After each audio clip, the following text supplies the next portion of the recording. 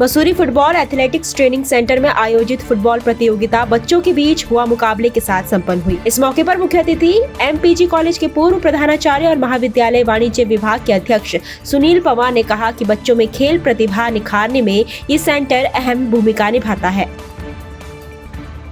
पर्यटन नगरी मसूरी में क्रिसमस की तैयारियां जोरों पर है और यहां स्थित चर्चों को लड़ियों और गुब्बारों से सजाया जा रहा है। वहीं रंग रोगन का कार्य भी किया जा रहा है। ईसाई समुदाय को क्रिसमस के त्योहार का पूरे वर्ष भर इंतजार रहता है। खासकर बच्चों को सेंटा क्लॉज की ओर से दिए जाने वाले उपहार बेहद पसंद आते हैं। वहीं इन दिनों कैरल सिंगिंग के कार्यक्रम भी किए जा रहे हैं।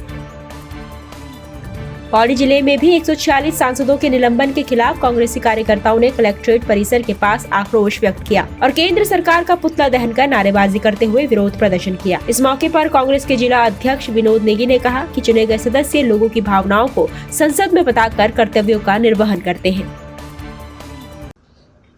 आपने देखा होगा कि आज हमारा जो है प्रदेश स्तर पर सभी जिलों में जो है विरोध प्रदर्शन था सरकार के खिलाफ, और उस विरोध प्रदर्शन का जो मुख्य कारण था वो ये था कि कुछ दिन पूर्व आपने देखा होगा कि लोकसभा में जो सुरक्षा में जो चूक हुई है, लोकसभा संसद भवन जिसको कि जो है एक देश की हम लोग जो है एक गरिमामय स्थल समझ सकते हैं, तो उस स्थल पर जो है सुरक्षा कारणों से चूक हुई।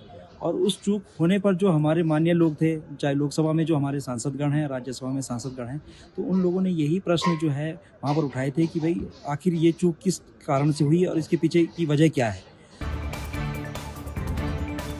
जेसीबी ऑपरेटर के बयानों के बाद अंकिता भंडारी के पिता वीरेंद्र भंडारी ने मुख्यमंत्री धामी से यमकेश्वर विधानसभा रेणु बिष्ट की विधानसभा सदस्यता रद्द कर रेणु बिष्ट और तत्कालीन एसडीएम यमकेश्वर प्रमोद कुमार को अंकिता केस में साक्ष्य मिटाने के आरोपी बनाने की मांग की है। साथ ही अन्य मांगे न माने जाने पर पौड़ी कलेक्ट्रेट में अनिश्चितकालीन धरने पर बैठने की चेतावनी भी दी है। वीरेंद्र भंडारी ने सभी से 24 दिसंबर को देहरादून के परेड ग्राउंड में आयोजित होने वाली मूल निवास स्वाभिमान महारैली को सफल बनाने की भी अपील की है।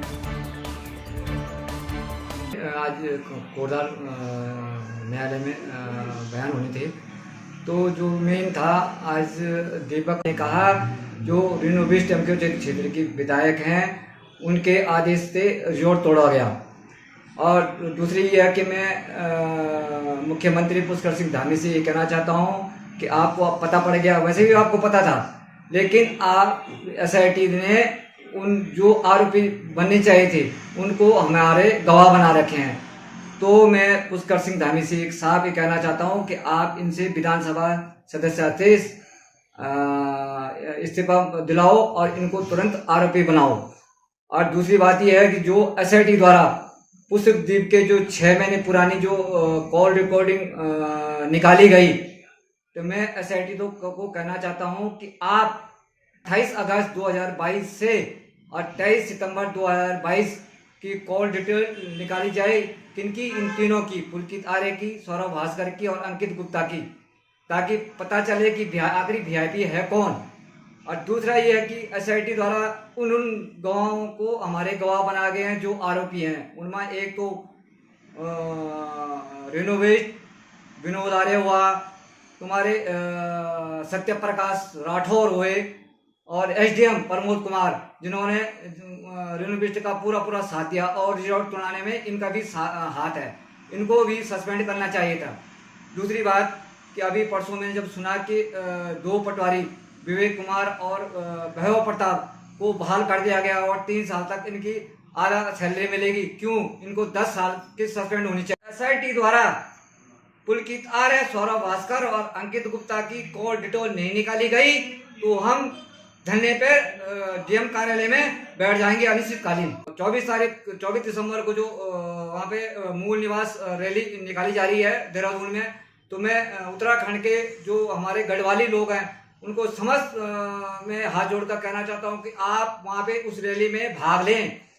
उसमें ये है कि जो हमारे गढ़वाल के कुमाऊं के जितने भी हमारे उत्तराखंडी हैं उन्हीं का मूल निवास होना चाहिए, न कि बाहर के यहाँ पे बसे हुए लोगों का मूल निवास बन रहा है। सबसे पहले उनको जॉब मिल रही है और हमारे गढ़वाली देखते ही रह जा रहे हैं। एक दिन ऐसे स्थिति आ जाएगी, अगर आप परसों 24 तारीख को वहाँ पे भाग नहीं लोगे, एक दिन स्थिति ऐसी आ जाएगी कि उत्तराखंड में बाहर के पूरे लोग यहाँ पे निवास करेंगे और नौकरियां भी उन्हीं को लोगों को मिलेगी और हम गढ़वाली वैसे के वैसे रह जाएंगे।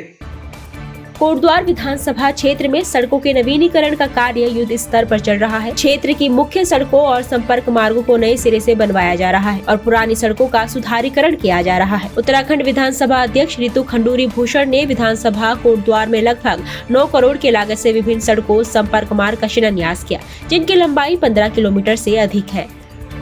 और करीबन 9 करोड़ की रोडों का शुभ आज हमने भूमि पूजन किया है और लगभग सभी वार्ड में, भाबर हो चाहे कोटद्वार नगर हो, सब तरफ हमने रोडों का भूमि पूजन आज किया है, समर्पित किया है 9 करोड़ की सड़कों का। धन्यवाद देना चाहूँगी आदरणीय मुख्यमंत्री जी का कि हमको ये रोडें मिली, आवश्यक रोडें थी, बहुत समय से जिनकी मांग थी, तो आज हम इसी कार्य में लगे हैं।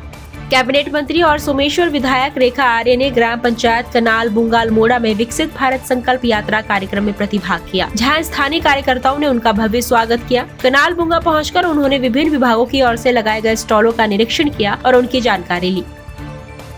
देखिए, विकसित भारत संकल्प यात्रा अपने आप में प्रदेश के, देश के हर उस कोने तक में जाने का संकल्प है, जहां पर किसी भी प्रकार से कोई भी व्यक्ति जो योजनाओं से, जो गरीब कल्याणकारी योजनाएं हैं, यदि उससे वंचित हो गए हैं तो उन वंचितों को उस योजना के माध्यम से जोड़कर उनको सशक्त करना है। तो ये हमारा 2047 तक में भारत को विकसित करना या विकसित राष्ट्र के रूप में स्थापित करना, ये तभी संभव हो पाएगा जब हमारा एक भी व्यक्ति वंचित न रहे।